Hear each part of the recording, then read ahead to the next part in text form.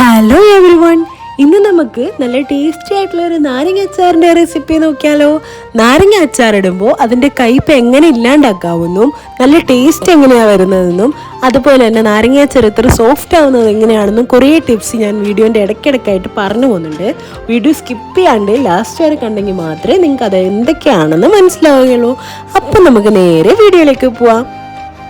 Stove ഓണാക്കി അച്ചാറിടാൻ ആവശ്യത്തിന് ഒരു പാത്രം അടുപ്പത്ത് വെച്ച് നല്ലോണം ചൂടായി വരുമ്പം ആവശ്യത്തിനുള്ള വെളിച്ചെണ്ണയും കൂടെ തന്നെ കുറച്ച് നല്ലെണ്ണയും കൂടെ ആഡ് ചെയ്യാം. എന്നിട്ട് അത് നല്ലോണം ചൂടായി വരുമ്പം ആവശ്യത്തിന് കടുക് ഇട്ടൊന്ന് പൊട്ടിച്ചെടുക്കാം. കടുക് ഇപ്പോൾ പൊട്ടി വന്നിട്ടുണ്ട്. ഇനി നമ്മൾ ഇതിനകത്തേക്ക് കറിവേപ്പിലയും കുറച്ചധികം പച്ചമുളകും കൂടെ തന്നെ ഇഞ്ചി വെളുത്തുള്ളി ചതച്ചതും കൂടെ ആഡ് ചെയ്ത് കൊടുക്കാം. ഇനി നല്ലോണം അത് മൂത്ത് ഒരു ബ്രൗൺ കളർ ആവുന്നിടം വരെ ഒന്ന് വഴറ്റി കൊടുക്കാം.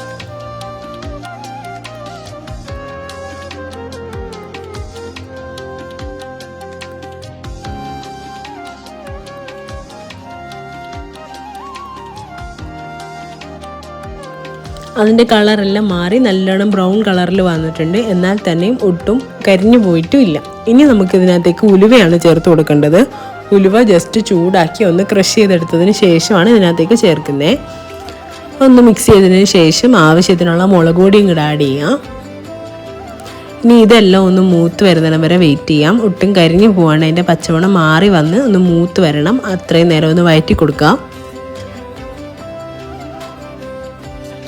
ഇനി ഇതിനകത്തേക്ക് വിനാഗിരി ഒഴിച്ചു കൊടുക്കാം. എന്നിട്ട് ചൂടായി വരുന്നിടം വരെ ഒന്ന് വെയിറ്റ് ചെയ്യാം.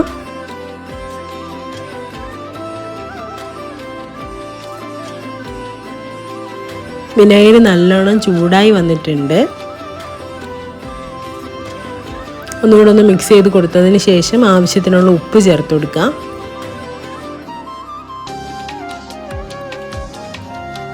ഉപ്പും ചേർത്ത് നല്ലതുപോലെ ഒന്ന് മിക്സ് ചെയ്ത് കൊടുക്കാം.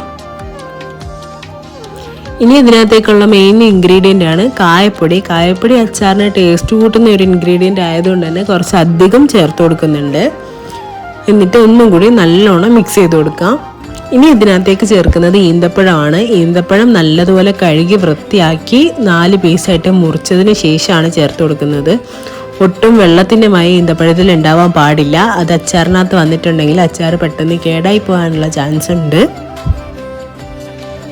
ഇനി ഈന്തപ്പഴം സോഫ്റ്റ് ആവുന്നിടം വരെ ഒന്ന് വരട്ടി കൊടുക്കാം. നല്ലോണം സോഫ്റ്റായി വന്നിട്ടുണ്ട്. ഇനി ഇതിനകത്തേക്ക് നമ്മൾ ഒരു ക്യൂബ് ശർക്കര ആഡ് ചെയ്യുന്നുണ്ട്. അതും കൂടെ ആഡ് ചെയ്തതിന് ശേഷം നല്ലതുപോലെ ഒന്ന് മിക്സ് ചെയ്ത് കൊടുക്കാം. ശർക്കര ഒന്ന് അലിഞ്ഞ് ഈന്തപ്പഴം കുറച്ചും കൂടെ സോഫ്റ്റായി വരണം. ഇനി നമ്മൾ ഇതിനകത്തേക്ക് ചേർക്കുന്നത് നാരങ്ങയാണ് കേട്ടോ. നാരങ്ങ ഡയറക്റ്റ് അങ്ങനെ ചേർത്ത് കൊടുക്കുകയല്ല. ഞാൻ ആദ്യം പറഞ്ഞ പോലെ തന്നെ നാരങ്ങയുടെ കയ്പ്പെല്ലാം കളഞ്ഞിട്ടാണ്. അതെങ്ങനെയാണെന്ന് വെച്ചിട്ടുണ്ടെങ്കിൽ നാരങ്ങ വാങ്ങിയതിന് ശേഷം 2-3 ദിവസം ചൂടുവെള്ളത്തിലിടുക. ഇന്ന് ചൂടുവെള്ളത്തിലിട്ടാൽ നാളെ അതേ സമയം എടുത്ത് കളയുക. അങ്ങനെ 2-3 ദിവസം കണ്ടിന്യൂ ചെയ്യുക. നല്ല തിളച്ച വെള്ളത്തിൽ വേണം ഇട്ട് കൊടുക്കാൻ. എന്നിട്ട് അതിൻ്റെ കയ്പ്പെല്ലാം കളഞ്ഞതിന് ശേഷം നാരങ്ങ മുറിച്ച് അതിൻ്റെ കുരുവെല്ലാം അതിൽ നിന്ന് മാറ്റുക. കുരു അച്ചാറിൽ കിടന്നാൽ തന്നെ നാരങ്ങ അച്ചാറിന് കയ്പ്പ് കൂടും. അതുകൊണ്ട് കുരുവെല്ലാം തന്നെ മാറ്റിയതിന് ശേഷം ഇച്ചിരി കുറച്ച് മുളക് പൊടി മഞ്ഞൾപ്പൊടി ഉപ്പും കൂടി ഇട്ട് പുരട്ടി 2-3 ദിവസം ഒന്ന് ഫ്രിഡ്ജിൽ വെക്കുക. അന്നേരം അതെല്ലാം ഒന്ന് സെറ്റായിട്ട് കിട്ടും. എന്നിട്ടാണ് അച്ചാറിടാൻ വേണ്ടിയിട്ട് ഇതെടുക്കുന്നത്. ഇപ്പം ഞാൻ ഇതിനകത്തേക്ക് മഞ്ഞൾപ്പൊടി ആഡ് ചെയ്യുന്നത് നിങ്ങൾ കണ്ടിട്ടുണ്ടാവും. അത് ആദ്യം മുളക് പൊടിയുടെ കൂടെ ഇട്ട് കൊടുക്കേണ്ടതാണ്. ഞാൻ അന്നേരം മറന്നുപോയി, അതാ ഇപ്പം ഇട്ട് കൊടുത്തത്. നിങ്ങൾ അച്ചാറിടുമ്പോൾ മുളക് പൊടിയുടെ കൂടെ തന്നെ ഇട്ട് കൊടുക്കുക. ഇപ്പം നമ്മുടെ അച്ചാർ ആയിട്ടുണ്ട്. ഫ്ലെയിം ലോയിൽ തന്നെ വെച്ചിട്ടൊന്ന് തട്ടി ഒന്ന് ലെവൽ ചെയ്ത് കൊടുക്കുക. ലോ ഫ്ലെയിമിൽ വെച്ച് ഒന്ന് ആവി വരുന്നിടം വരെ വെയിറ്റ് ചെയ്യുക.